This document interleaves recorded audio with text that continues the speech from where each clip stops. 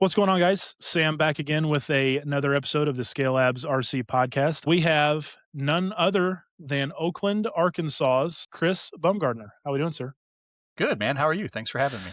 Oh, we appreciate you coming on. Out of no disrespect to all the other guys that I've interviewed, but I think as somebody who really loves the idea of engineering and designing these cars and things, you have been circled on my docket now for quite some time. So I appreciate you coming on and giving us a little bit of your time and telling us a little bit about Team Velocity, which you were the owner of. Yeah, one of two. Yep. Myself and Rod Rippey Yep. own it, and it's been a journey. Absolutely. So I hear there is some, as of the new year, there is some big news for Team Velocity, as well as some big things coming along. If you want to share about that and tell us, kind of what changes you've personally made in your personal life to get to this point, as well as what's kind of coming down the pipeline for Team Velocity. Sure. Well, so one, again, thanks for having me. Yep. And two, we've had a prototype that we've been running and the team's been running for over a year at this point. So we started into this road of a purpose-built car coming from the conversion car, which, we've had a VSA and VSL for the past 5-6 years now at this point.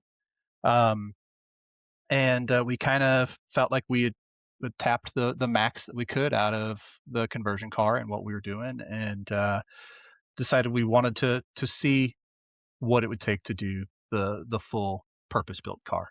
And we got into it and we made the prototypes, and it became apparent pretty quickly that the jump from a conversion car to a purpose built car is considerably more time beginning to end, from the design side to manufacturing to getting everything to fit to packaging to shipping. All of it is a much bigger deal. So about a year ago, Rod and I had talked about it's probably going to be a full-time deal for me. So that happened as of January 1st of this year. It is now my full-time job at Velocity, which is absolutely exciting and terrifying at the same time. We did catch a curveball in there as well, because about 3 months after that decision was made, my wife found out she was pregnant, and last year, December 30th, we had a baby boy who's 7 weeks old today. So Awesome. Well, yeah, congratulations to you and your wife. First of all, that's awesome. thank you. And yeah, so kind of, man, there's so much to talk about. I'm so excited. With Team Velocity, obviously you just touched on, you guys start with a conversion car. Mhm. Take us back to the beginning, to the brainchild of when you're wanting to start this. Where do you see yourself when you started and all that? Take us all the way back to how, to inception of Team Velocity, and kind of let's move forward to present day. Oh my, I don't know that we have enough time. So depending on what you would want to call it, I didn't major in engineering or anything like that. I majored in business. We talked a little bit before the show about the direction that you went and everything. But every single elective that I could shove in was, AutoCAD, drafting, engineering, whatever, you name it, right? So even in college, at the time, our local track was a carpet on-road track. So even in college, I made my own 12 scale. I never produced it. There was like 2 of them ever, and 1 of them ever got ran, and that was it. And so that was like 20 something years ago. And then I know you'd mentioned you were familiar with Smack Track. So this is fast forward a couple of years, and the original owner of Smack Track's a very good friend of mine. His name's Scott McDonald. He now this was before like adjustable arms and everything. Okay, so this was probably like really, really early 2000s ish, something like that. Okay. He handmade a sprint car off of a Kyosho RB5 or RB4, I don't remember. Okay. Okay, and we talked about it. He brought it into the off-road track at that time, and it kind of caught my eye because I'm like, well, I really love this stuff. I enjoy this stuff. It's pretty cool. And we set about I was a teacher and a basketball coach at the time, and we set about making a conversion car for the B4.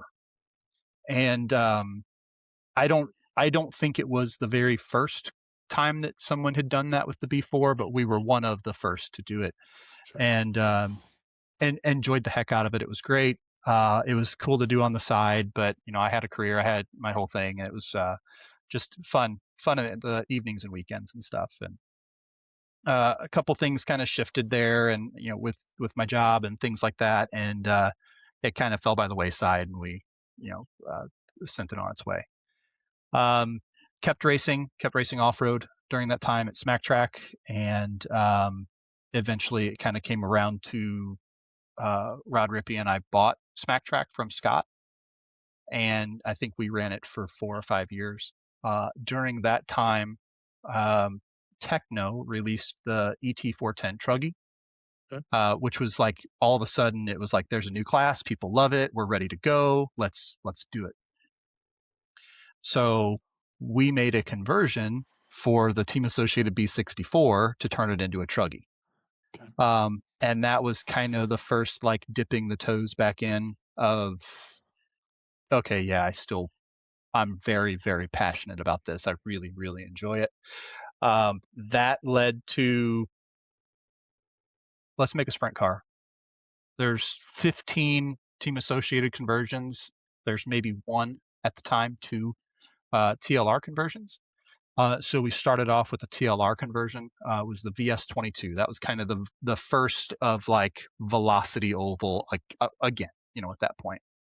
Rod involved at that point as well, and we started with that car, which we ran that car for about a year, and then very quickly found a couple things that, oh yeah, we didn't do that right. We didn't do that right. This could have been done better. And Right.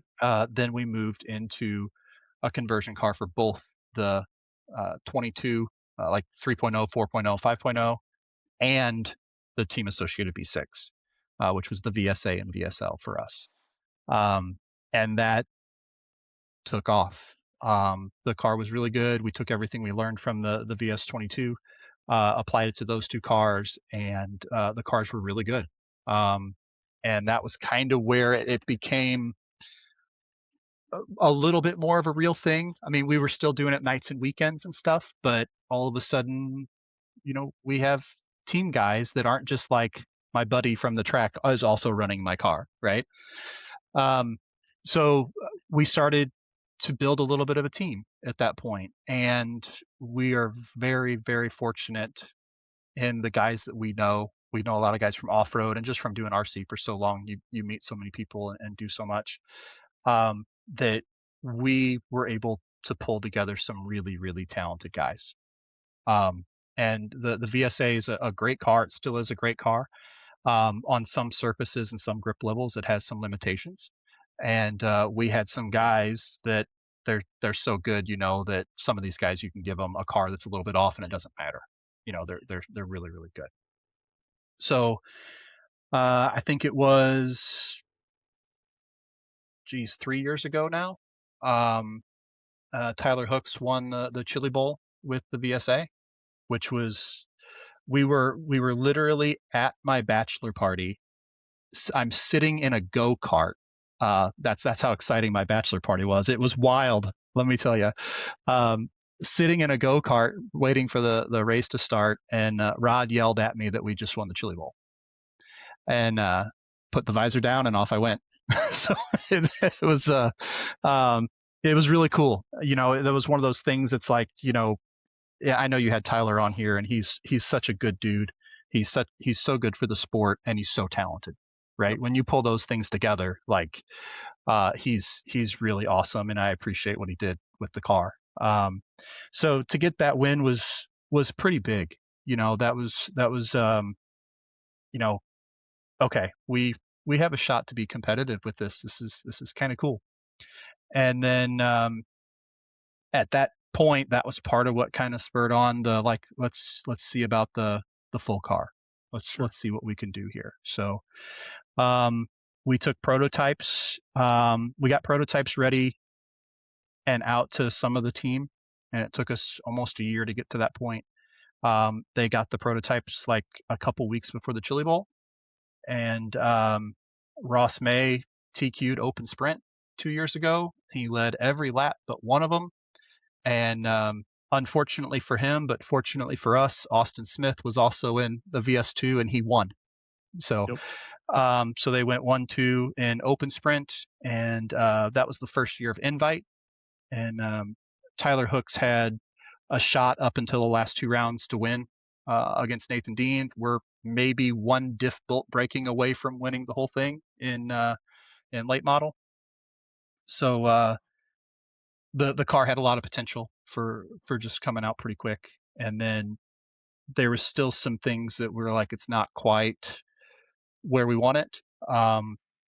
And this is a little bit more that we can get into a little bit later, but just kind of the growing pains from going from that conversion car to a full blown kit of the durability, the fit, the this and that. So, and then that brings us basically to where we are today, which is, we're right now we are still on schedule for a spring release and pre-order for the VS2, and that's up till now. So, Absolutely. Well, and I think one of the important things, so a lot of people who don't know Team Velocity, or maybe have heard the name and learning about it a lot more now, like especially so it's no secret I'm a Midwest guy. Obviously you're a Midwest guy, being around St. Louis and Smack Track and all that, and now being in Arkansas. But I don't know many of my buddies now that I get to see on a weekly basis at PTs or Raw here in Indiana when we go. I don't know many people who didn't like when they went from this is a hobby to like, okay, I'm passionate about this and we're pursuing this now, that didn't have and or start that like we're pursuing this style of journey with the Team Velocity car. that's Like awesome. I mean, I don't know. I mean, there are not many people that are at PTs that are the winners and the guys who are running so good that weren't at one time in a Velocity. Um, and where I'm kind of taking that is I believe that, obviously you guys coming into the space right now, there's kind of a juggernaut with GFRP and Custom Works.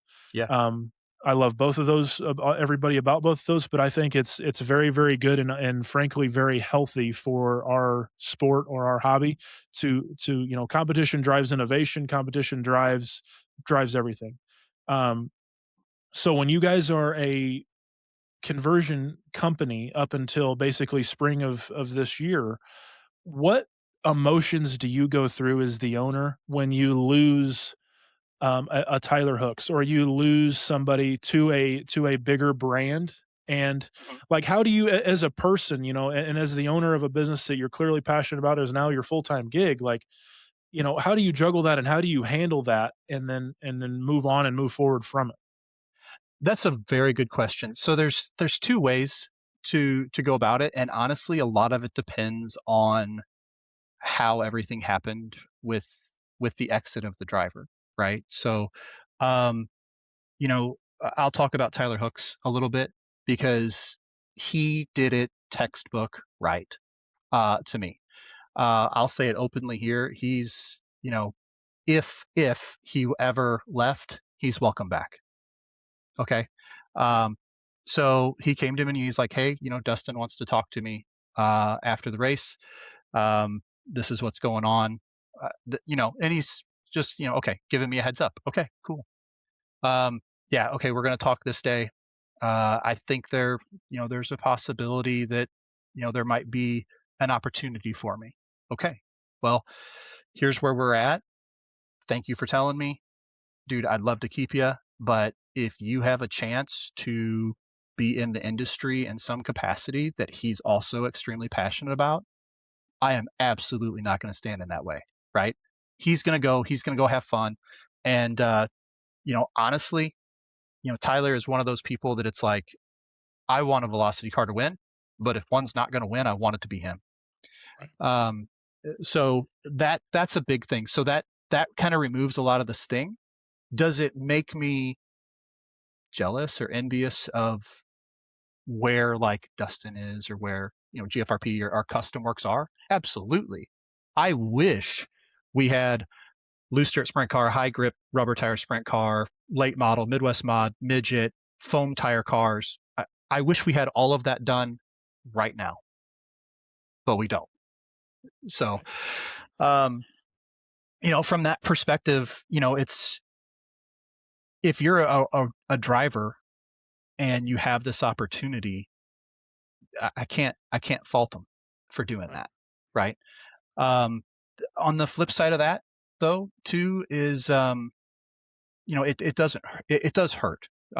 Not personally, I don't. It's business at that point, Sure. right? Right. Um, like I could still pick up the phone and call Hooks and talk to him about whatever. There's no hard feelings. It's 100% good. Um, the flip side of that is we do have a little bit of a different philosophy with velocity. We're not ever going to be more than like 20 people on our team. That's what we're going to be, 20, 25 people. And, you know, not that one way's right, one way's wrong at all, but that's the direction that we want to go. I would love to, and we're not at this point. I want to be very, very clear. We're not at this point, but which I've completely hijacked your question, and I apologize, but I'm going to No, go ahead no, with it. absolutely. No, please. um, I would love to get to a point that we reach out to, say, PTs. Okay. Paul and Tom are awesome. They've been big supporters of us. They've, allowed us to come in and do some testing at their track. And they are always like so kind and cordial to have, when we come up. And I can't say enough nice things about those guys.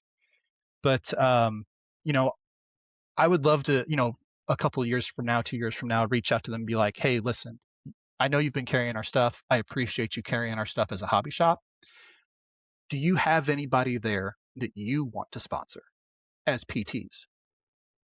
Let's give you a little bit better deal on some stuff, on a couple kits or something. You sponsor this guy so that whenever it comes back around and now that guy's sponsored by PTs, he has velocity stuff, which still helps us a ton, don't get me wrong. Mhm. But when he needs tire glue, he's going to go to PTs. When he needs motor spray, tires, he's going to go to PTs. So we need that. We kind of need everybody to win a little bit. Um, we're a couple steps away from getting to that point, but Sure. that's knowing that that's kind of our big goal does help to soften the blow of losing, somebody that any team would love to have, like a Hooks. Right. Sure.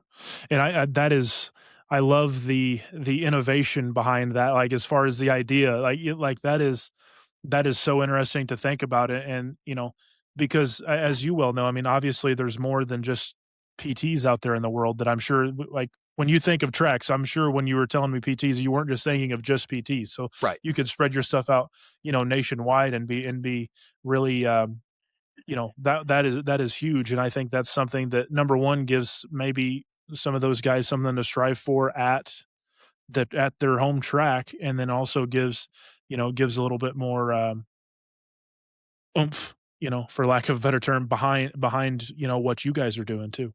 Yeah, I appreciate it. And the other part is you know, you're almost always getting the right person that way too.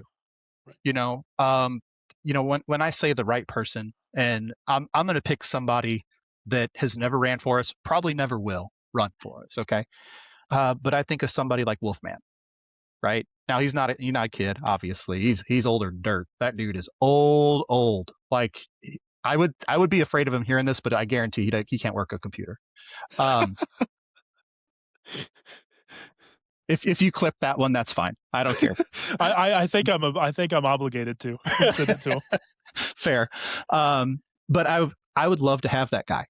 Okay, he's having fun every time he's at the track. He's helpful. He's been extremely loyal to Custom Works, and that's the kind of guy that, as a hobby shop owner or a racetrack owner, when you see that same guy every week, you know them better than anybody, right? So Right. those are the guys that we want. And I love Wolfman. He knows that. I've told him flat out I'd love to have him, but I'm not going to go and chase anybody either. So Sure. Well, you're talking to somebody who's survived a, Wolfman headlock after an A main one time, so I'm I I'm right there with no, yeah, Rob's an awesome guy. They yeah, don't quite make him quite like him. So, no, he's love that actually dude. he's somebody we need to get on here. He would have a wealth of stories, I'm sure. But, Yeah, if he could work the computer, he'd be one of my suggestions. So Yep, absolutely. Well, that's cool. And I know I didn't, I didn't certainly mean to put you on the spot with that question. I know that's kind of a tougher one to answer, but it was one of those when I was putting my question list together, I was like, man, I bet people would want to know that answer. So we threw it it, out there. it's a good question, and if you have more of them, send them. It's Yep, really okay.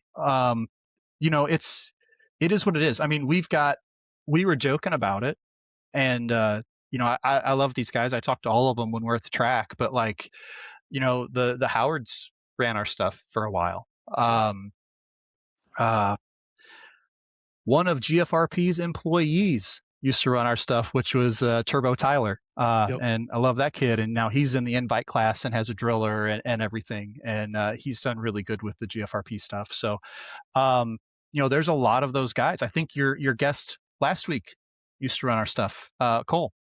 yep, Uh, so it's, everybody's kind of been and bounced around and stuff like that too. And, I still like all those guys. I mhm, think just because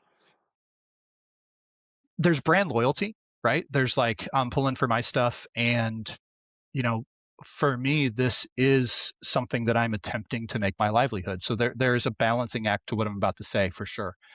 Um, but the other brand or the drivers of the other brand, they're not the enemy, right?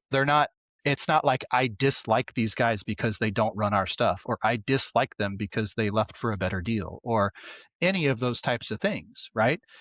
They are going out to race their toy car and have fun. And they are at least, if not more, passionate about it than I am. So at the end of the day, we are in a selling fun and selling adrenaline business. That is what it is.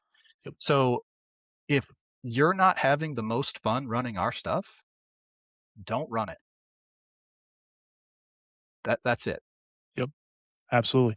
And that's, so I think the next natural question is with everything that you just said, it's almost, at least in my opinion, it's almost to where I understand why somebody would leave Team Velocity being a conversion car for a purpose built Mhm, type GFRP or Custom Works. So mhm. now let's fast forward 3 months, 4 months, whatever it is. Let's fast forward to next spring or this spring. Does your attitude and or opinion of all of that change because now you guys aren't little brother, or you guys aren't, you're not number 2, if that makes sense, in the game. You are now Yeah. 1A, B, or C. Like, there's now 1A, 1B, 1C, and we can put that whoever the 3 is, but you're a player now. Well, thank you for saying it that way. Um, I'm going to take a very, very boring approach to answer this. Okay. So, first of all, one, thank you for putting us in that category. Second of all, the amount that Dustin at GFRP and, Billy and Max and Rob and the guys at Custom Works have done for the hobby and for Dirt Oval to be in that sentence is flattering. Okay. Like, yes, we're making a purpose built car, but Custom Works is, I mean, it's a legacy brand, right? Mhm. It is. When you think of a dirt oval car, if you ever had an RC car action growing up, you think of a Custom Works car, right? I mean, that is what it is. Yep. And obviously, Max and Billy and Wolfman and their whole team, Nick in the Midwest now too. Um, they have a bunch of great reps, and those cars are iconic. And with what Dustin has done in the last 10, 15 years with GFRP and the machine work on some of those cars and stuff, it's beautiful. They're beautiful cars. So there's still a lot of catching up to do just because we now have that car. Now, if you reframe that question to 10 or 15 years from now and this all worked out and we are shoulder to shoulder with those guys, because I don't think we are right now. Um, then yeah, maybe it feels a little bit different. Um, if I honestly believe that we make the best car, then I'm going to be like, why are you leaving if I think we make the best car? Um, and quite frankly, if you don't think that, why are you making the car? Right. Yep. Um, so it's been a labor of love and a lot of passion. And that would be the thing. So if you're leaving for the same deal, then it would be a little confusing to me. I'd be like, okay, well, why is that happening? But even if well, the answer might be, well, I also run foam tire, and you guys don't have a foam tire car yet, right? So I mean, there's a whole list of guys that would never even consider us just because they run both foam tire and rubber Sure. tire. Um, so there's a lot that both of those companies have done for supporting races, supporting drivers. Um, you walk to the front of the Chili Bowl and there's two big spots. One is white and blue and one's black and red, and that's they've earned that spot. The amount of work and that they've had to do to carry that forward and to build those brands like they have and build those businesses like they have. um, there's nothing but respect there from my side. Do I want to beat them at every part of it? Yeah. I want a better manual. I want better like support. I want the car to be more durable. I want the car to be faster. I I want all I do want to beat them at everything, but it doesn't mean I don't respect what they've done. Right. No, absolutely, and I I don't know that you could have gave a better answer there. And number 2, we will be clipping that because that was good. But no, just the part of I want to beat them at everything. And but no, and I think just knowing the little bit that I do know from the custom works side of guys, as well as Dustin and GFRP with Tyler and G and everybody over there, like I feel like the respect is mutual all the way across, right? I mean, I think everybody respects everybody, and I do think, and that kind of leads us into the next question is, and you kind of alluded to it. Um, Custom Works, when you think of Custom Works, when anybody thinks of Custom Works in this hobby, they think legacy. I think you hit the nail on the head.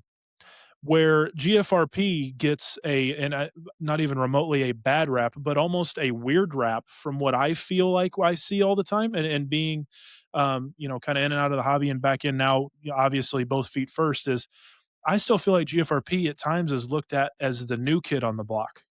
Although Mhm. they've been around 15, 20 years, they at different capacities, but I mean, obviously at full scale now. I mean, they're still looked at as the new kid on the block. So with what you guys are doing, and you guys are coming obviously full steam ahead, you're doing everything the right way or as correct as you can possibly make it for how you want to lead the company. Is there added pressure there to know, like, okay, these guys have been in the game for 15 years, but we're coming in, we want to be competitive, we're going to be respectful to everybody, we're going to respect it and do it the right way. But how does a 15-year company is still viewed as the new kid on the block? How does the legit new kid on the block feel? That's a really good question. So I feel like we have a lot to prove is the easy answer. Yep. Um, you know, I mean, as well as I do, so I'll give you for instance, right? When our car releases and for the foreseeable future, we are going to be buying a team associated ball diff and putting it in the car. Okay. So like it is tried, it's true, like parts are readily available. Everyone who's ever driven an RC car for the most part has built an associated diff at some point, right? So I have to go draw an associated diff and model an associated diff just to put it in the manual. Not because we're going to have it made, not because we're going to make a bunch of money off of it, just so the manual's right. So those are the types of things that, like, when I say we have something to prove, and when I say I do want to beat those other companies at all of it, um, it's things like that where we're going to take the time to try to do those things. Now, is that going to be the most profitable thing? I don't know. Are we going to be here 5 years from now? I don't know. You know, it's all great until things actually have to start happening. So, um, with those other companies, we're going to fall short on something. I know we're going to. Right? We're going to miss somewhere. We're going to maybe not order enough stock, or we're going to order too much stock, or we're going to, you know, the header card might not be able to support enough weight for the what's in the bag, and they rip off there, and it's frustrating for the hobby shop owner. Like, there's going to be growing pains on a couple things, but I want those growing pains to not be with the car. Right? That's the thing is, I want you to be able to shake the box and the car falls together. That's that's the idea. So, um, with the other two companies who they do such a great job with all of it, and like I know Tyler said, there's room for velocity in there too. I believe that there is, and it's not that either of them are doing a bad job. It's just that you know anything that's worth pursuing is going to be a little bit difficult, right? Sure. Yep. Um, if you've been racing for 15 years, it's no fun to try to go win novice, right? Right. I want to go win mod sprint at the big race, and that's what it takes to beat those other two companies. Um, are we going to do it right away? I have no idea. Are we going to miss? Are we maybe going to win 1 out of 5? Are we going to win 4 out of 5, 3 out of 5, 0 out of 5? I don't know, but it won't be from a lack of effort. Sure. Absolutely. And I mean, again, so much respect for what you guys are doing, and putting it all out there to make it happen. And I really appreciate and respect how you guys are going about it, because it does feel like the right way, and that as a consumer, that means a lot to me personally, and I think a lot of other people will share that sentiment too. I hope so. One of the, there's two things that I would love to hear after the car comes out. Obviously the first one is the fastest car I've ever had, right? That's like, you can if you do that, you've done well. The other thing I would love to hear is, man, this car goes together so well. It builds so easy. It's so tough. Those types of things. The a lot of the thought that we're putting into it, and we may talk about this a little bit later. I kind of grew up racing a lot with a very well known dirt oval guy with Justin Draymire. So we raced off road for a long time together, and we even kind of started at the same track in Farmington when we raced. We raced at Smack Track for years together, and Justin is one of those guys, and I know he has very good equipment. So don't take what I'm about to say as he has bad equipment at all. You can give him a car that drives terribly, and he's going to lose a tenth to a tenth and a half. Okay. He drives a bad car better than anyone I've ever met in my life. Okay. Off road, oval, doesn't matter. It's what he does. If you give me a bad car, I can't drive at all. Okay. I can't get out of the way fast enough if my car's not good. So, kind of knowing that, and kind of what I need from a car for it to be quick and for me to be in a window, um, it's very particular. It's very specific. It's here's where it needs to be. So those things typically translate to your 13.5 guys, your C and D, sprint car guys, to where if we can put those guys in the right window, whether the entire car is designed better or worse than the other cars, if we can take the time to put those guys in the right window, it's going to be the best car they've ever driven. Simply because they had kind of the guidance to get into that window a little bit easier. Sure. Okay. Um, what is your biggest fear pre-releasing this car? The biggest. What are you most scared of? This one we definitely don't have enough time to go through. Um, honestly, the biggest fear is that I personally messed up something in the design. So I have checked and triple checked and quadruple checked, to make sure that the stuff is right. But there's just little things that like are a little bit out of my control. Like I'll give you a for instance. The shock eyelet that goes on the ball is a little bit tight. So you have to squeeze it with pliers and then it's free.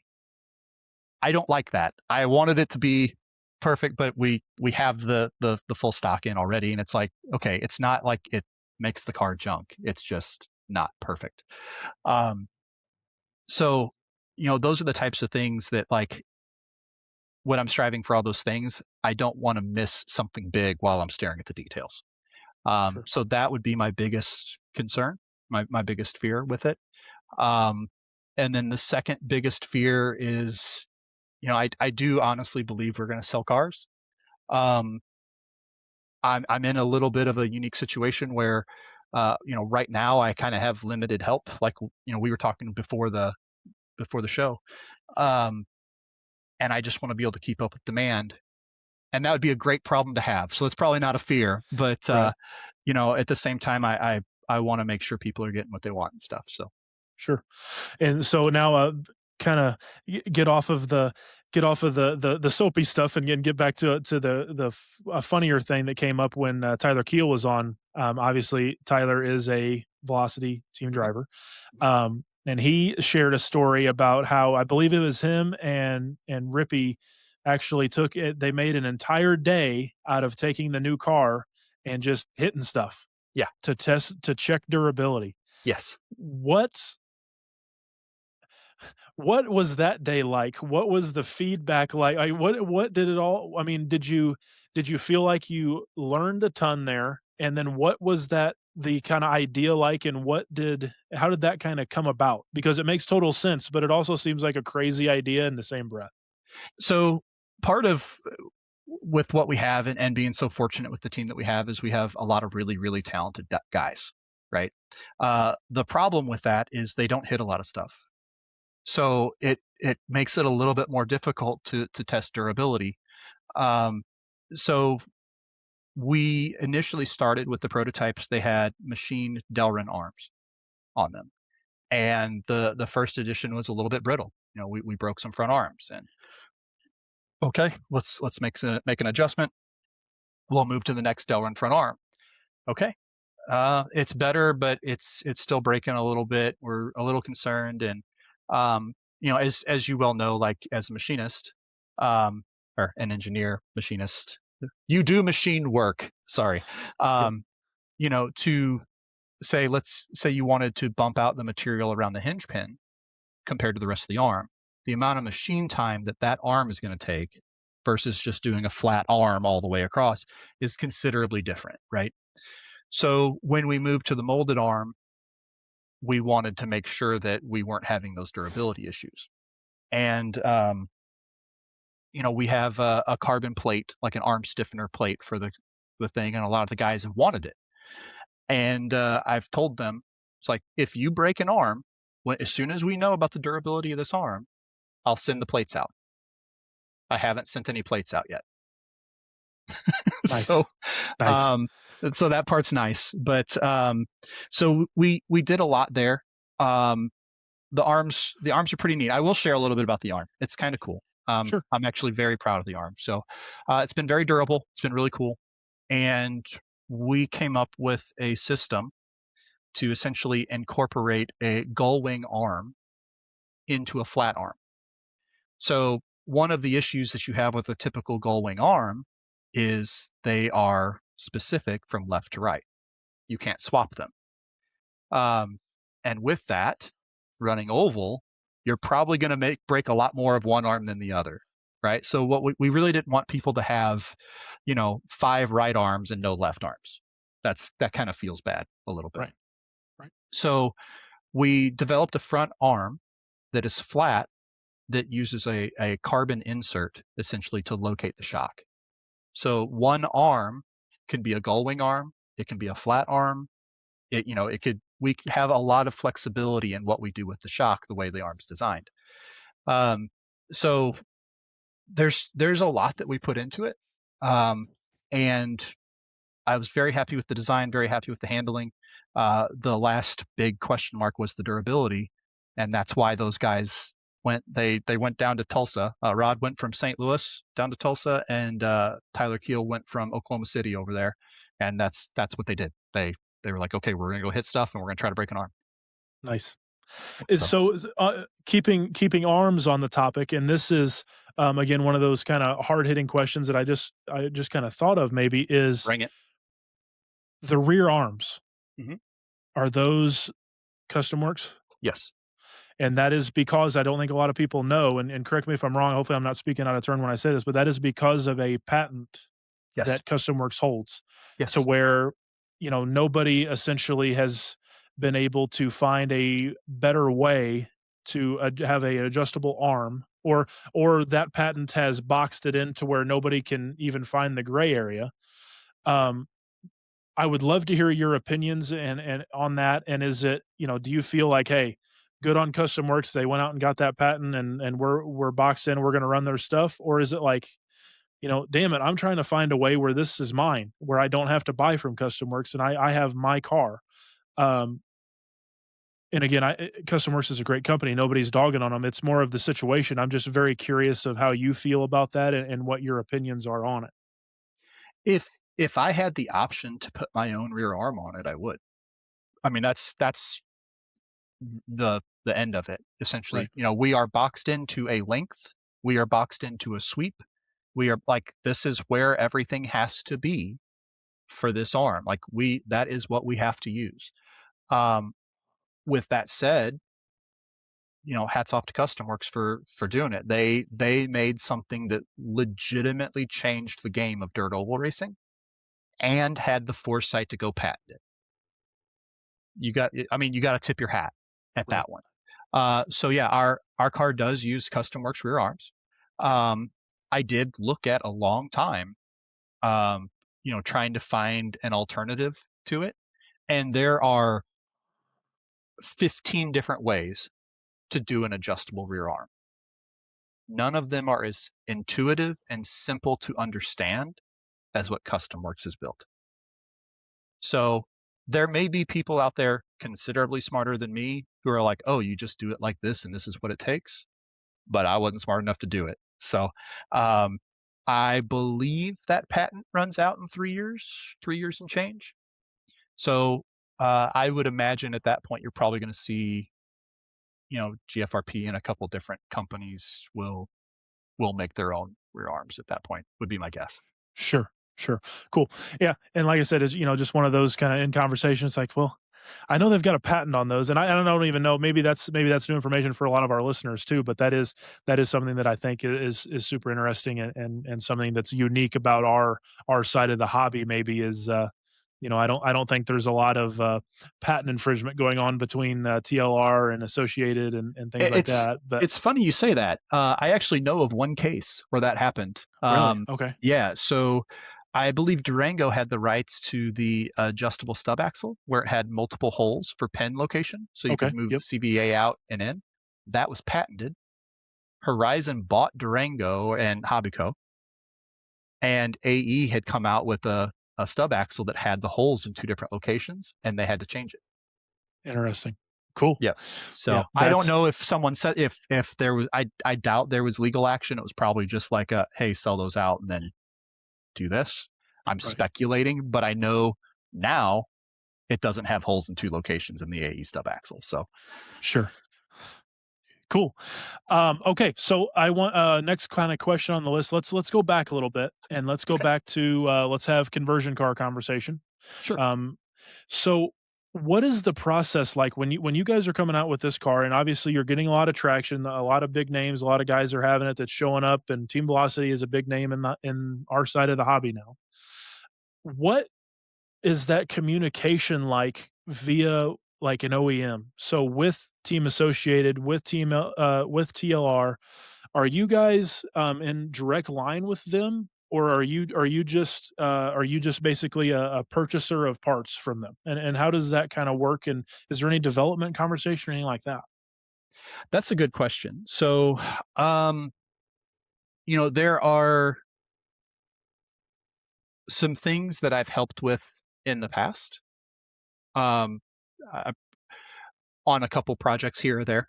Um, not huge amounts, but there are some things that I've helped um, one of those companies with in the past. That probably keeps me out of any kind of trouble.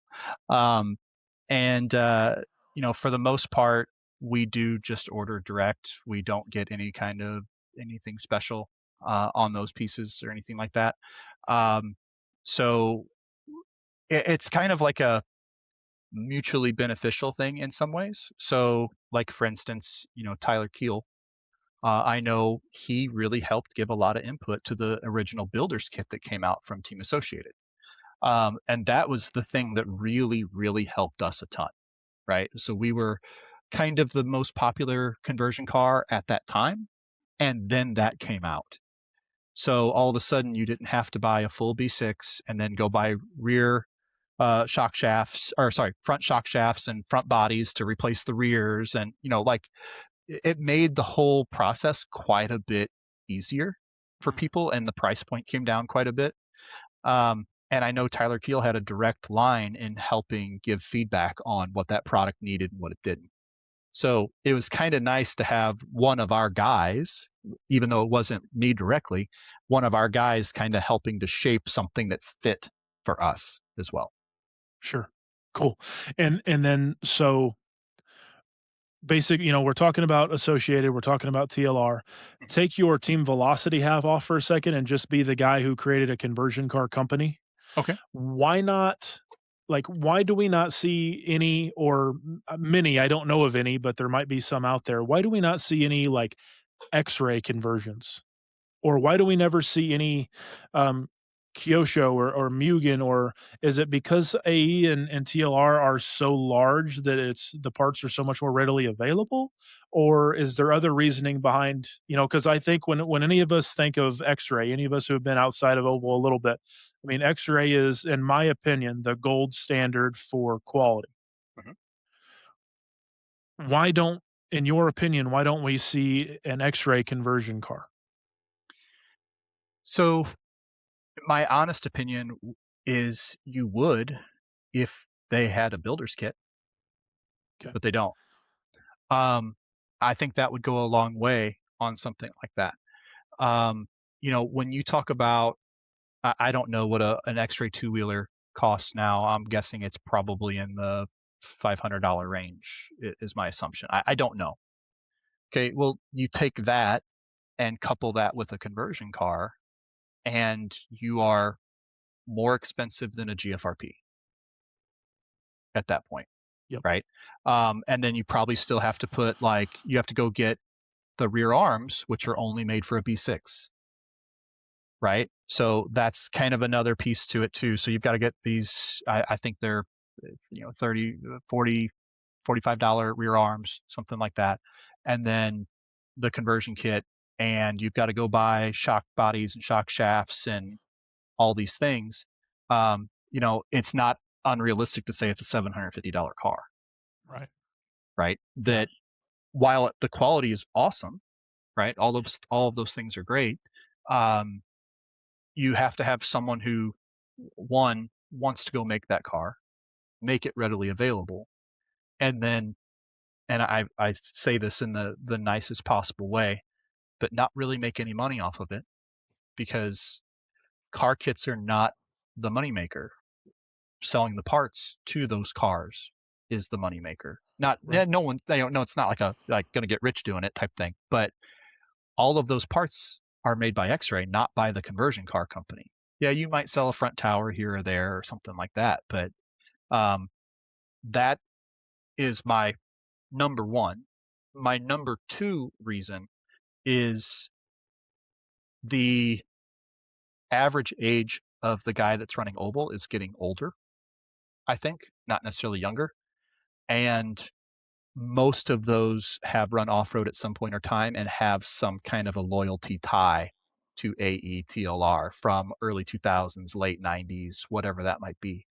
Um, so they're more likely to go back to what they know, and I think that's the main reason. I do believe there are a few conversions out there for, like an X-Ray or an S-Works or something like that, Mhm. but I honestly don't know a ton about them.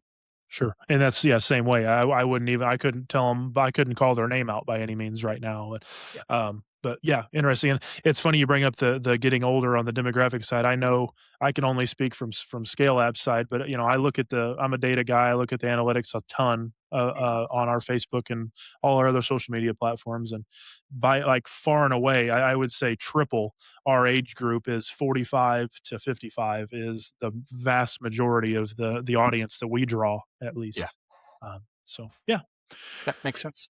yeah, absolutely. So, next question is so the VS2 is what you're coming out with. Mhm. What are you the most proud of on that car?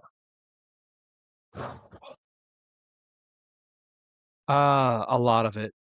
I mean, honestly, I'm really proud of the car. Um, it's gonna sound weird. It's so like I don't know how to say this without just coming across like an arrogant jackass, which maybe that's just what my idle speed that might be. Um, it it takes a lot for me to be proud of something, Mm, and I'm really proud of the car. Um, so there's a couple things on it that are, in my opinion, they're a little bit of a different direction than what other companies do. There's a couple things that we, obviously, like we just the part was more expensive for us to make so that it would be right. Um, I'll give you an example. Is our steering is dual bell crank with a steering rack, all aluminum machined, um, and the way that you build it, you can't tighten anything down too much and have it lock up. Um, so it's got hat bushings in the steering rack, that go around the bearings or go through the bearings, and then the screw goes through that, and you can tighten the screw down as much as you want. It's still free. Um, the steering rack or the bell cranks themselves are actually fairly tall. They're very tall, just to spread the bearings apart further to reduce the play in the steering assembly. Um, so there's 500 things like that on the car that I could sit here and talk about that I'm extremely proud of. Um, and if someone's building it and they notice one of those things, it makes my day, right? They're like, right. "Oh, this is great that it just falls together like this. Oh, that's a cool way of doing that. I like that they did this or whatever." So, the steering would be pretty high. We did develop our own shocks for the car as well. Um, I can tell you they're small bore, machine piston, screw on top. They will come stock with big bore, small bore spring collars on them, and all of the spring collars have right front, right rear, left rear laser etched on them. Nice. So little things like that is like I'm really proud of that. Car comes with like an AE style X ring in it as well. Um, and gold shock shafts. I mean, it's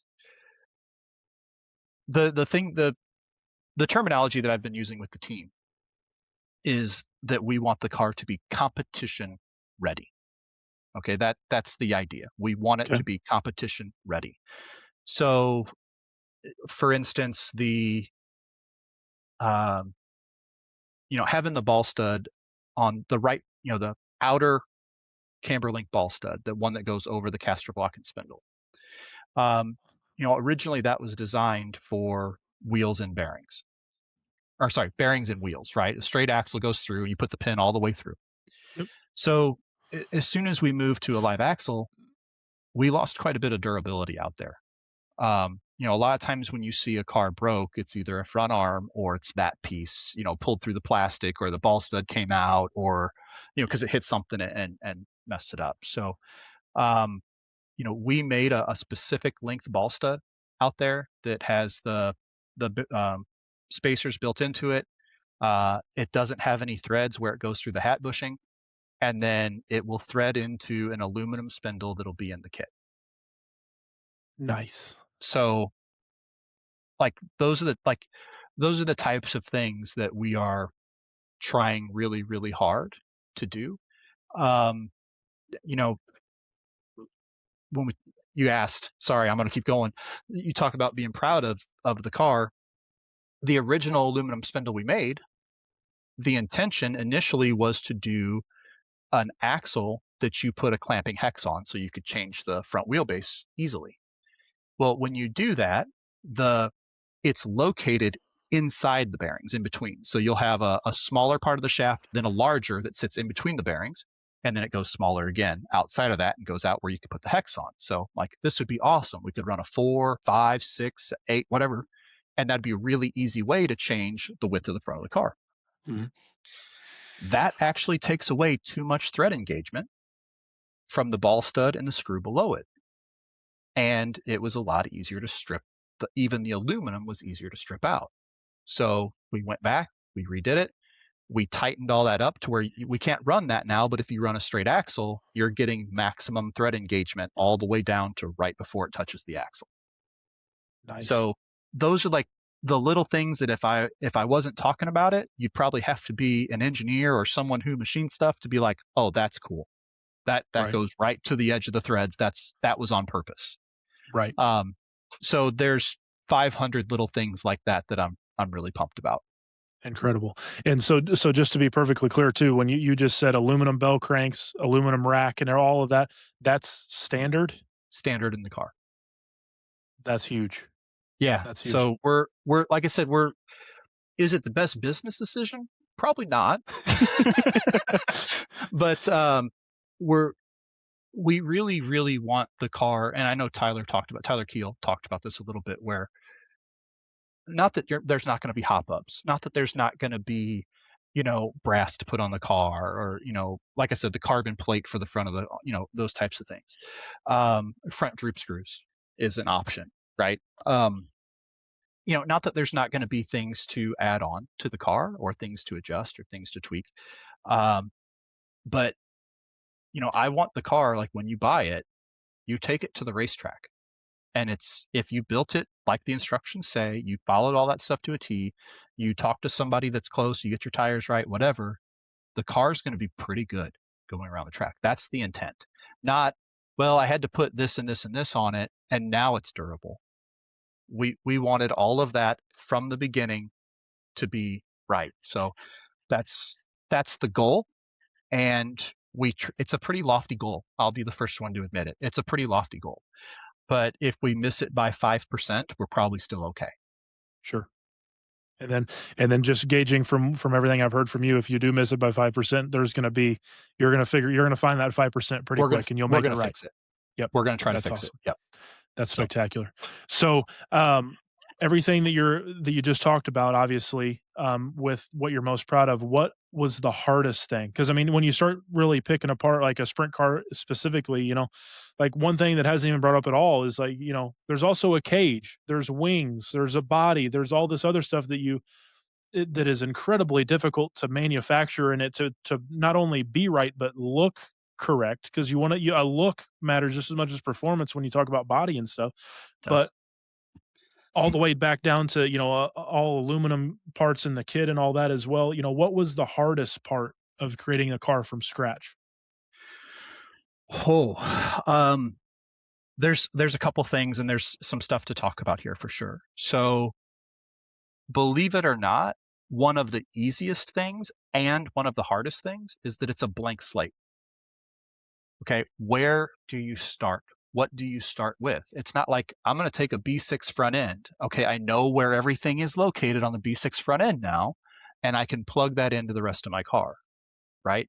Or even like, I had mentioned before that I was kind of, like envious of like Custom Works position or GFRP's position. They can take the last car and start there and then move forward. That jump is is so much less, and not to take anything away from what those guys are doing, right? Mhm. But having those things already done, having your front bulkhead done, having the fit of the front bulkhead to the arm already done Mm. is huge. That is a very time intensive thing. And I So don't think you're taking anything away from them. I mean, they had to make the first assault too. That's the luxury exactly, they had. That's the luxury they had of, they've been around again 15, 20 years. they've So put the work in. they were where you are at some point. So I don't Yeah, think I don't think that's anything but the truth of, they yeah, were where you were just a while ago. So yeah. They've put the work in, and you tip your hat. Okay, you guys have done the work. There you go. We're trying to do the same. And it's unless you've done it, it's like, man, it's a wild thing. Um, so starting with the blank slate's pretty difficult.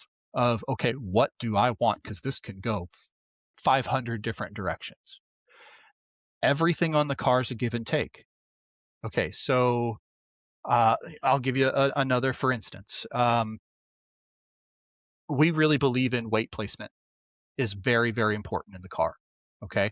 Where it can go, where you don't want it, where when you want it there, those types of things. So, our battery can damn near touch the front bumper of the car. Not really, but our battery can go really far forward. Well, as soon as you do that on the sprint car, you have to redesign how the battery's held in so that it doesn't hit the cage on the left side. Because if you do like a C channel, like GFRP or Custom Works does, you're kind of limited by where that cage sits, right, right? That can't go up past that unless you move the cage over, move the battery over or whatever. So there's some things like that we're like, okay, we kind of designed the steering system in the car around what we wanted for the weight.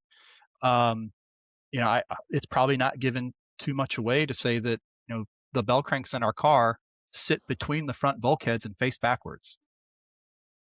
So like the servo's further forward, the battery can go further forward, everything and the weight in the car can go further forward, which has been huge on high grip tracks. The car gets easier to drive with the weight further forward, which sounds counterintuitive when you talk about it the first time, but it really doesn't. There's just not as much weight to throw forward to make it edgy on entry, and the car is really good.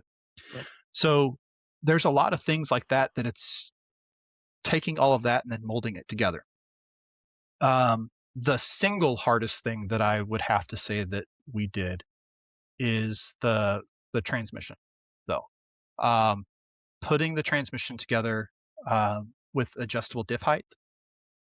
So when you have adjustable diff height, the idler gear has to sit in a specific position, which is determined by where you want to run the diff as far as handling goes. Right. So then your C and D block, well, really your C block kind of has to be, which the car has C and D block has pills in the rear.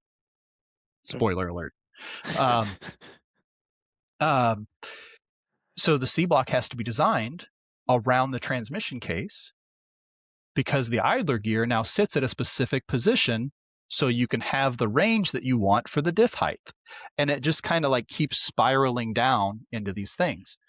Um, and then one part that I won't talk about is we do kind of have a pretty cool solution coming for the transmission that's going to provide some adjustability with one transmission case.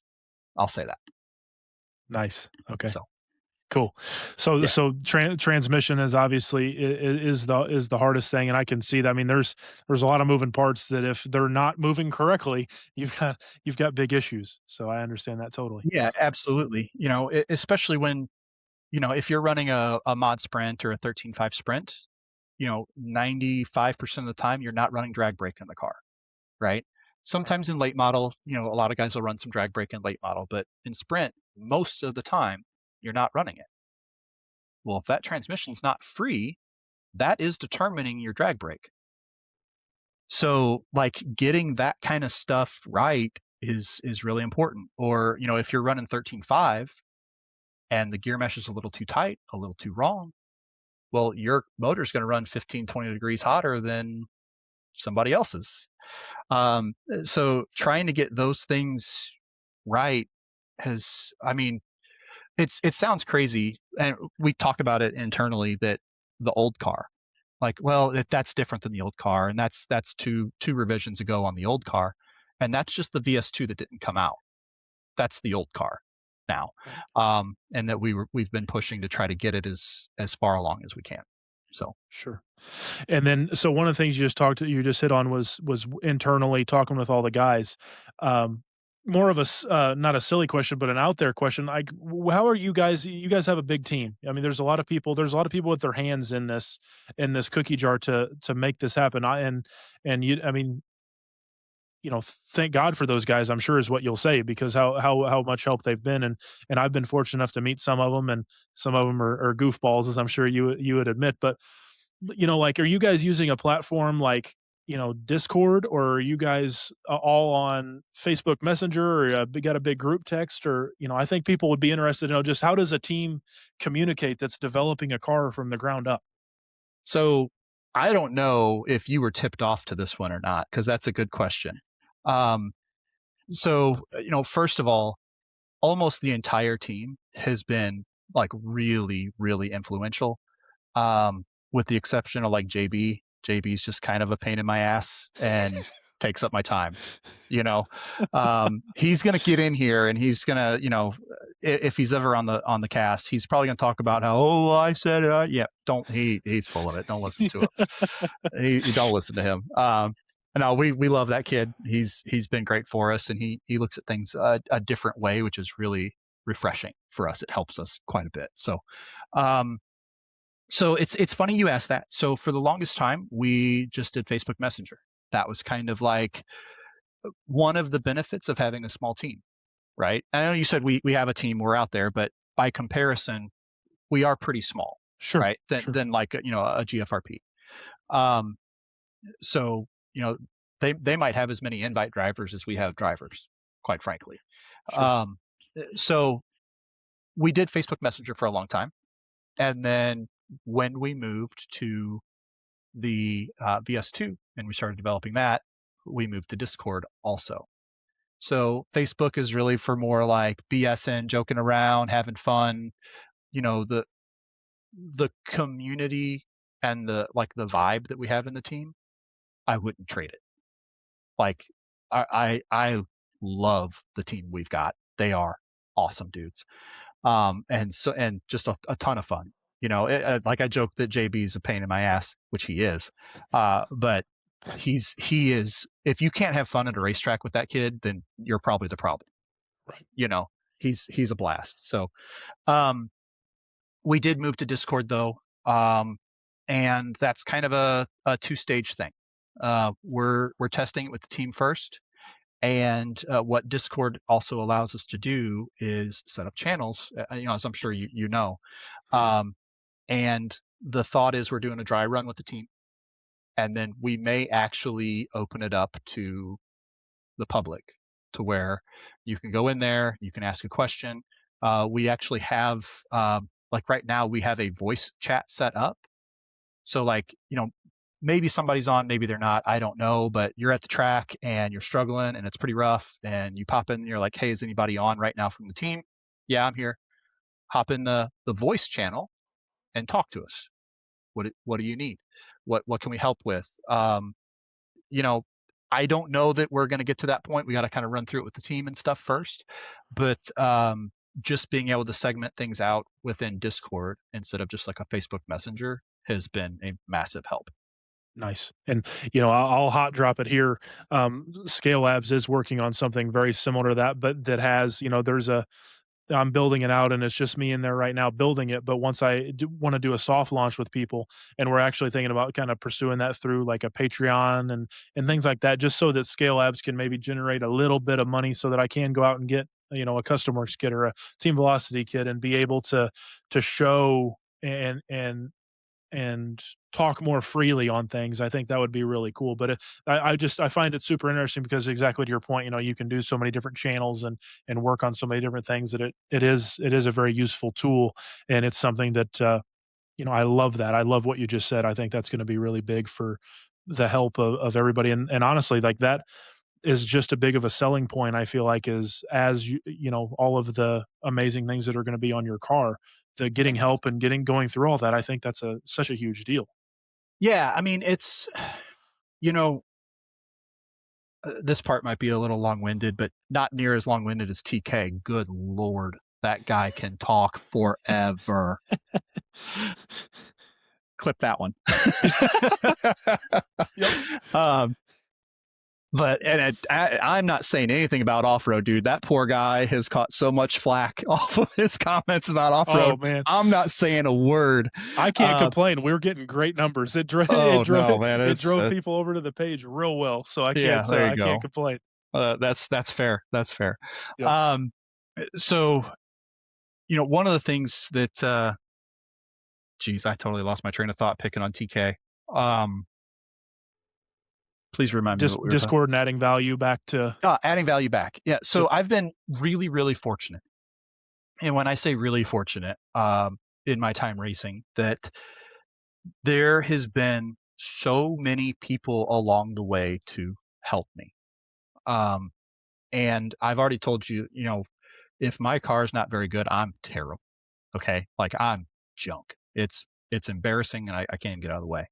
Um, so if kind of knowing that about me, even like when I was younger, had I not had these people to help me, I would have been done with RC 20 years ago, you know? Um, and, RC for me has been a really, really big part of my life. It was, something that, not to go too far into it, but like, you know, I didn't see my dad a whole lot growing up. And when I did, we were in St. Louis. So we lived pretty close to I-55. So it'd be like Saturday night, you can come to the races with me.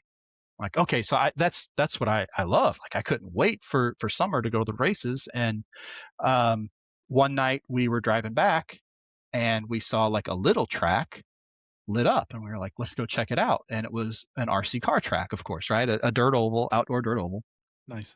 in like this old gas station. Like it was we like coolest little hobby shop thing, like just at this little corner in Peevely, right by the track.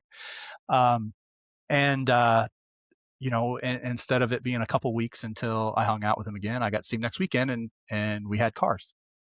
And he lost, not that he lost interest in it, but he only did it a little bit, but it kind of stuck for me. Sure. And then I wanted to try off road and like did off road like twice and decided I'm going to go to the regionals, like just because why not, right? I'm going to go run stock buggy. And I had the best run of my life in probably the best track qualifier that I could possibly have.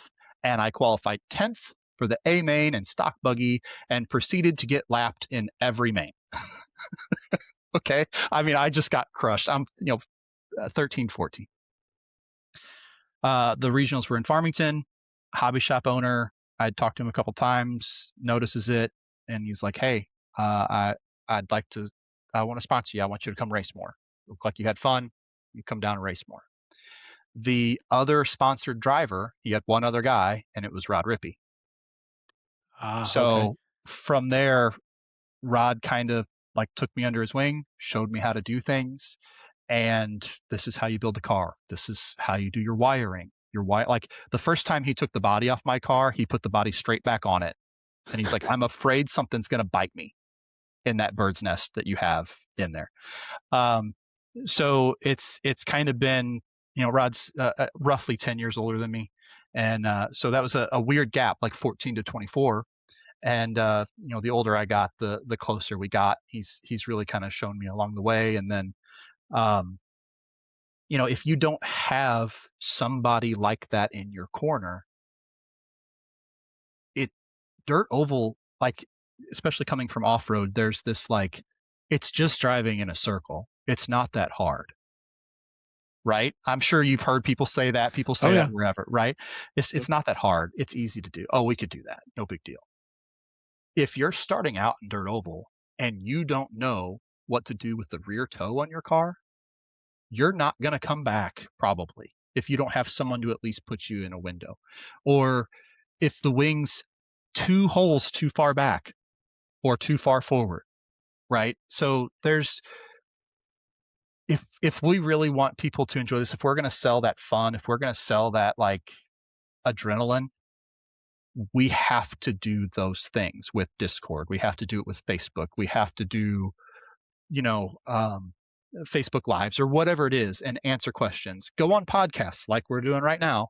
and talk about, setup and what do you look for, or, doing like the stuff at PT's, the PT's garage stuff that they did, Paul and Tom put on. Mhm. Um, that kind of stuff's invaluable for people to like, here's how you do these things. Um, Most guys, when they go to the track, they really, I don't want to say they don't care if they win or lose because everybody wants to win. But the thing that a lot of people are afraid of is I don't want to embarrass myself. I don't want to crash 8 times a race.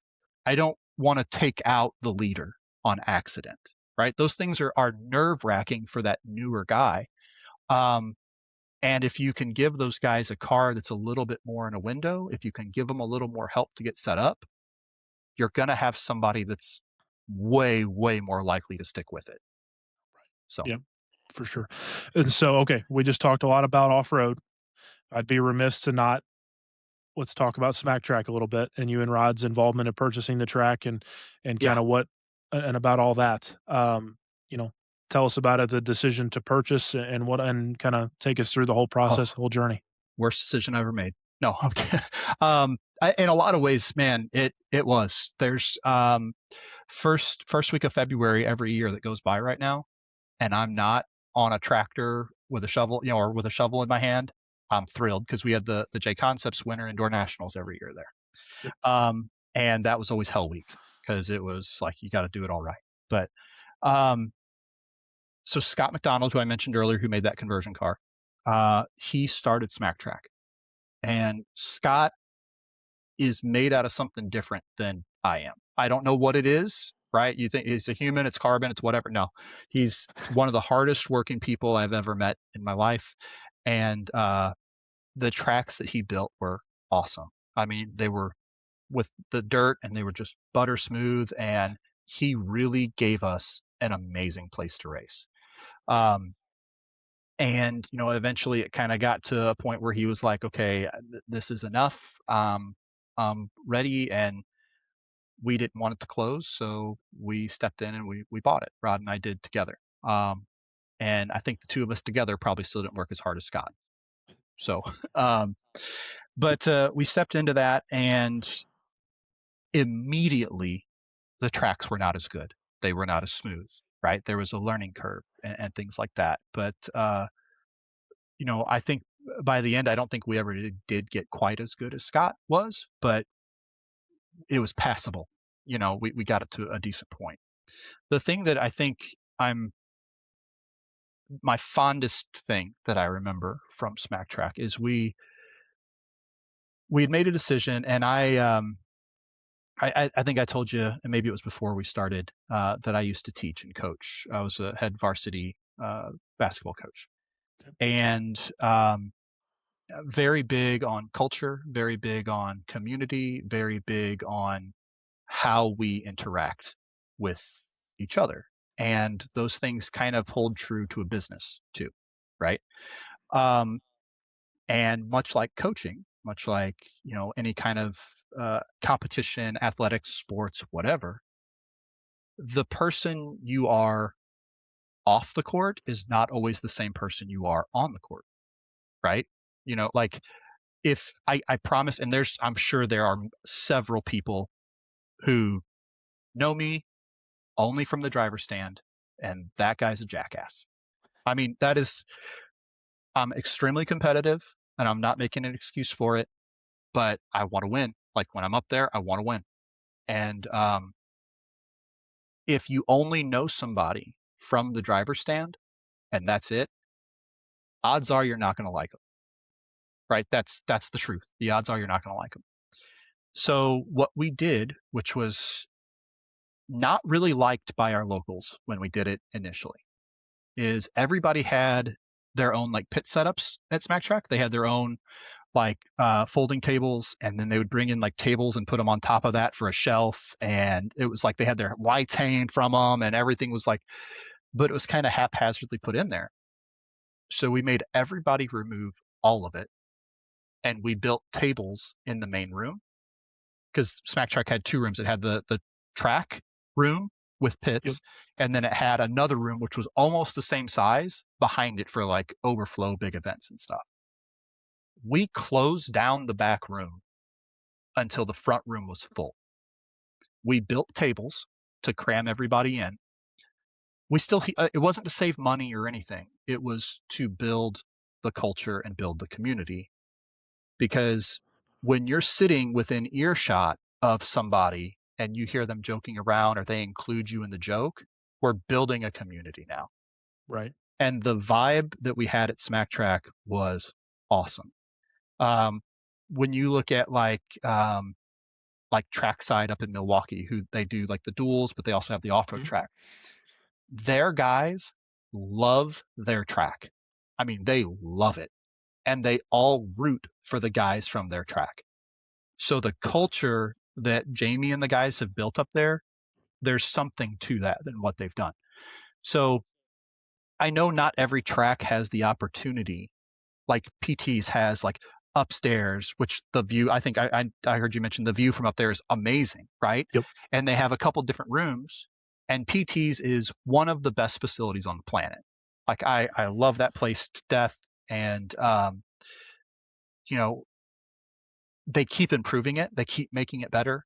Um, I know Thomas is doing those like the 3D printed uh, curbs Yes. stuff. Thomas Turk. Yep. Yeah, and Yep. and they're awesome. Those Yep. things were awesome there. And you know, and I've already sung the praises of Paul and Tom quite a bit, but like, not that I would change anything, but if I could change anything, I wish everyone could pit in the same spot Right.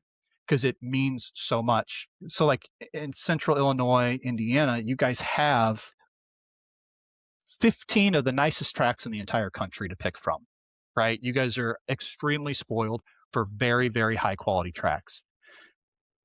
The issue that I see, and I see it online, I see it in person, is there's definitely some clicks and some stuff like that. And when you go to these tracks, everybody, you know, there's so many of them that are outside, everybody pits so far away from each other. So the only time you see each other is on the driver's stand. And like I said, if we only ever knew each other on the driver's stand, most of us are not going to get along. I mean, Right. that's just the truth. So if there was anything that if I could just give one piece of advice from as a former track owner to current track owners, if you have the ability to limit the pit space, do it. It's actually going to do way more for your community than it is to hurt it. People are going to grumble, they're going to complain, but that is a huge deal. I love that. Yeah, that's really, really big, and I agree totally, you know, that's one of the, you know, lures about PTs that's so awesome is you can sit upstairs and you from many pit spaces, that's why I've kinda migrated up there because I can sit there, work on my car, and watch the racing the whole day.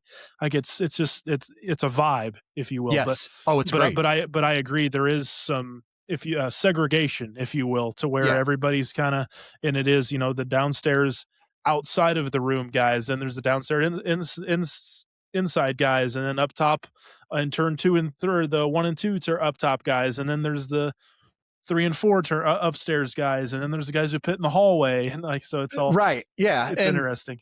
you know, it's everybody's still going to pit with their buddies, you know, and that's expected. And I think it's just one of those things that it's, you know, when you kind of get to sit and hear somebody else talking about whatever, it just kind of brings it back to like they're just human. They're just here enjoying their toy car just like I am. Right. And you know, it not everything is quite as um you know, big of a deal then. It just so much of it gets fixed when you have to sit down and like talk to the person that and quite frankly it cleans up the racing too, right? Like that's a big thing too. Like if you've got to sit down and talk about it because that person sits 2 spots away from you, not, you know, 100 feet in a different tent, Right. um, it helps kind of clean some stuff up there too. So, um, you know, I'm jealous of what you guys have in, you know, in Indiana and Illinois and the facilities that those guys put together and all of them. Like I don't know how you guys found so many people who all know what they're doing. Like as far as building the tracks and everything, that they're Yep. so good, and you guys are absolutely no shortage for quality of track up there. No, yeah, it's incredible, indoor, outdoor, any way you cut it. We're very Yep. blessed, and it's particularly the Illinois side over here on the other side of the border in Indiana. We have Raw RC, which is a very it's up and coming, and it is incredible. Like they hit the ground running.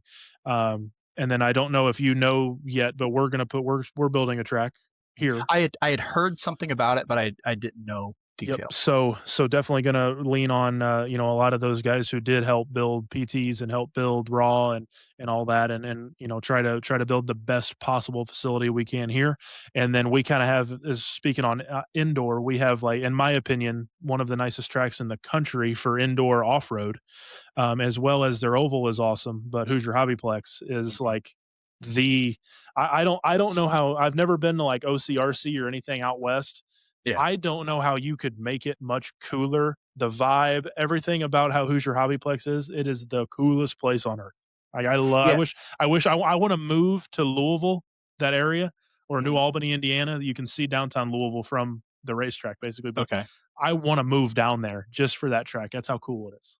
Yeah, I've heard absolutely nothing but good things about the track, the facility, and especially the family. Yep. I've heard everyone talks about the Henleys and just how great they are and how hard they work and how helpful they are. I specifically heard a lot about Talon, I believe is the kid's Yep. name, Yep. is like extremely helpful to people and will like put his stuff down and help you with whatever you got going on. So I've not met them personally. I take that back. I think they came to when they were just barely starting the track. I think maybe they came to Smack Track or somewhere that I met them briefly, but not Gotcha. not in the context of what they were doing at that point. Sure. So Sure. Yeah. And I mean, Smack Track is a big part of my past, if you will, because that was my first ever big race that I went to was Smack Track, and I remember how amazing, like, oh my man, like this is more than RJD. And I don't know if you got a chance to go to RJD in Lincoln, Illinois, but that was my home track, and talk about another awesome family. yeah, There we go. absolutely. The Pages are wonderful people. They're Yes. awesome. Yeah. Yep. Yeah. So yeah, Lori, and then Michael Page was there when he was a team associated guy. He was, we had to race with him. That was awesome Kid's to a be around wheel. him. And The oh kid's yeah, a wheel. yeah. Absolutely. But, Yeah. but yeah, I remember going down there with my dad to Smack Track and getting to see all the people and everything, and all our buddies were down there to get to root them on and stuff. It was cool. So That's cool. Yeah. yeah, It was I miss the place terribly. I really do. But it's unfortunately it's kind of the direction our hobby's going right now where, real estate's really expensive and you know, unfortunately like an off-road track takes more space than a dirt oval does. It takes more equipment. It takes more work to get it right. It not to get it right, but you know what I mean, like to right. build the jumps and build the layout and all that kind of stuff. And you know, I'm not going to get dragged into this. I'm not going to say it's declining. That's not what I'm going to say because they're going to come after me like they did TK. Uh, but it's definitely a harder sell right now to convince someone to build an indoor dirt off-road track. Sure. Um, so I really have a lot of hope and I really have a lot of faith in what Jason Rona from J Concepts is doing with the outdoor national series that he's about to put on. I think that that's going to blow up. I really do. I think there's another track over there in Indiana that just opened that's like a loose dirt indoor off-road track that Adam Rails has been going to. 5 star. Yep, Yeah, 5 star race. Yeah, that's a really cool place. Yeah, yeah, Shane yeah. So Shane Sanders and his whole family up there, they've done an amazing job, and it is like vintage. Like they're I think one of their biggest classes is vintage. But when you okay, see or you Google search like vintage RC racing, it is the epitome of vintage RC race. I mean, rooster tails and the whole bit. So that's amazing. Yeah, that's yeah, it. I really do believe that you know whether off-road's declining or not, well, call it what it is. Um, the way for it to come back is for them to be able to run outside again.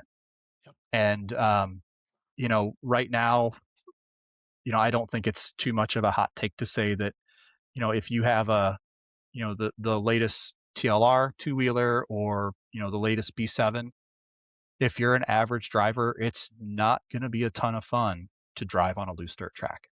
It's going to be really hard to get that car around. Not that there's not things that you can do to make it passable, there's not things you can do to get it around, but that's not what it's made for, quite Yep. frankly.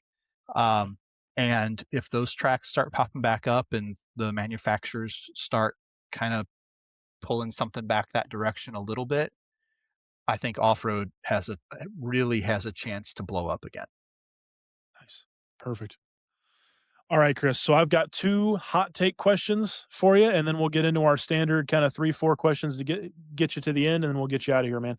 Bring it. So, as an oval guy, as an oval manufacturer, is the Losi 22S sprint car, is that car, that platform, is that good for our hobby? It's amazing for our hobby.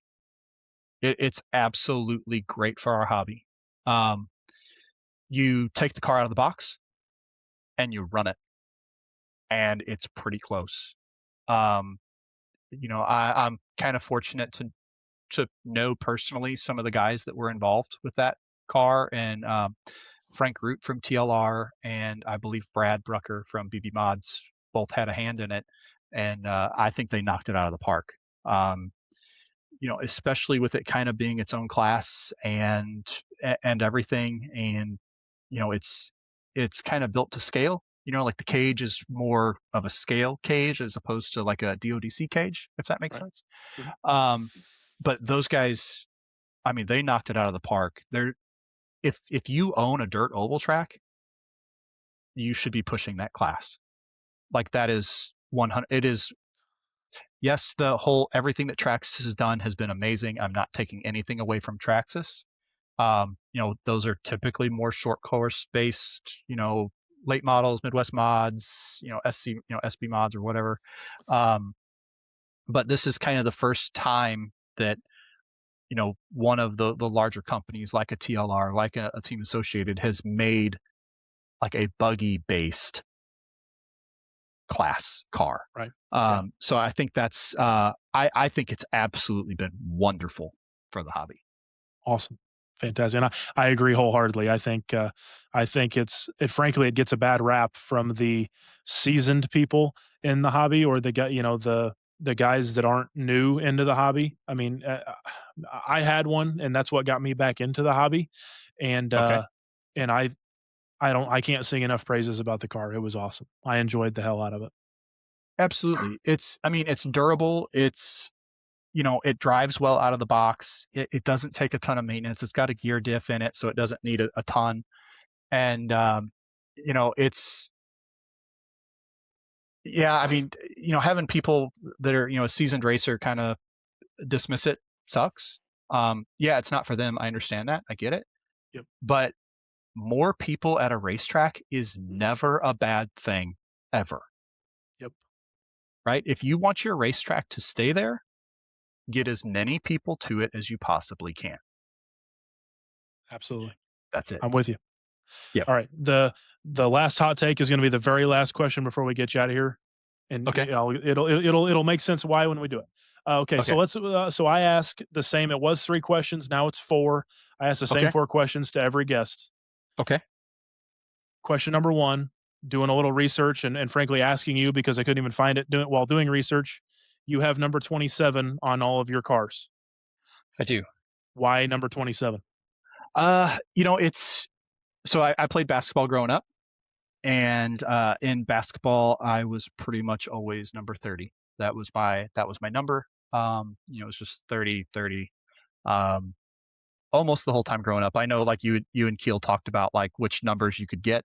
Luckily, I am little bit big for a point guard and a little bit small for a shooting guard, and 30 was kind of right in that wheelhouse typically. Um, so that's kind of where I started with that. And when I first started, um, I forget who it was, but one of my closer buddies had the number 30 on his sprint car. And I'm like, well, I'm not going to do that. That kind of stinks. So I went with 27. My birthday is September 27th. So the 27 works. 2 + 7 is 9, which is September. And I was born in 81, and that adds up to 9 too. So it kind of like works in there. And then I was also fortunate enough to marry my wife on the 27th of January. So Very cool. 27's not coming off the car now. Very cool. Perfect. Yeah. All right. Question number 2 is, what is one tech tip or piece of knowledge that every racer should know? Tech tip or piece of knowledge that every racer should know. Okay. If your tires aren't right, the rest of the car doesn't matter.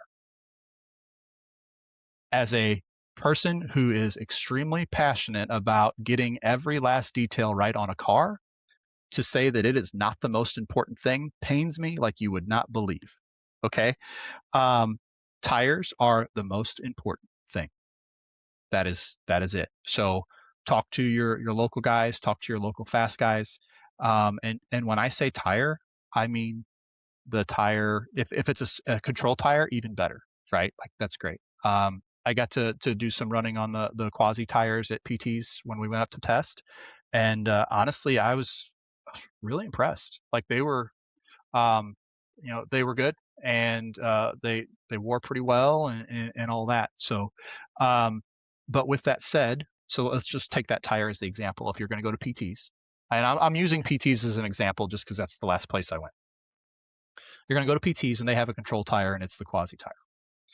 You need to go in and talk to, one of the locals, one of the guys. They have a tall tread height and a low tread height. Make sure you're on the right tread height.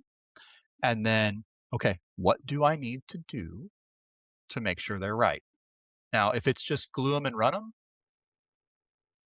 okay, go ask somebody else. Okay, which is the response you're going to get sometimes. Oh, just glue them and run them, and they're fine.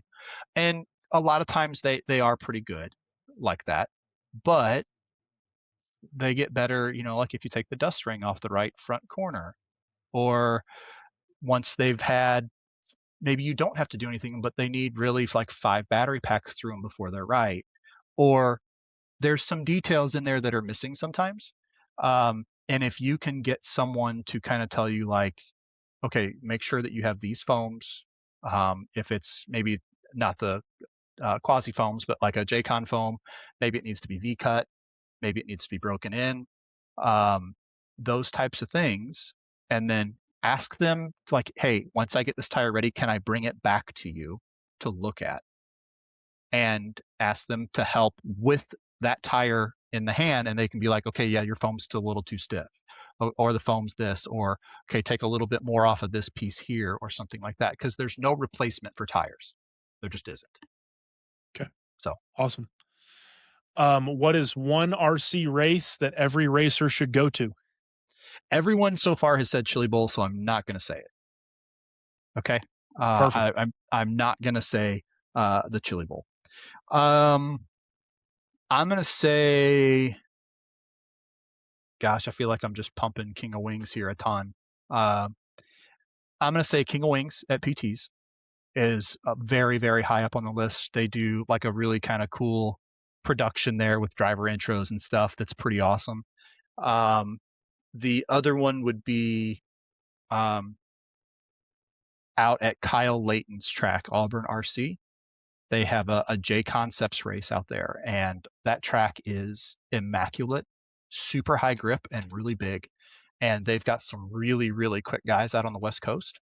Um, and kind of being here in the Midwest, you get to race the same guys a lot. Even at the Chili Bowl, a lot of those same guys are still in the same, because there's just so much talent. There's a completely different group of dudes out there that are all really quick. A lot of them are really quick. So I would really suggest like trying to get out there if you ever get the chance. Okay. Awesome. And then give me 3 people who you think should be the next person on the podcast. Well, two of my three I found out about, so I'm not going to say them.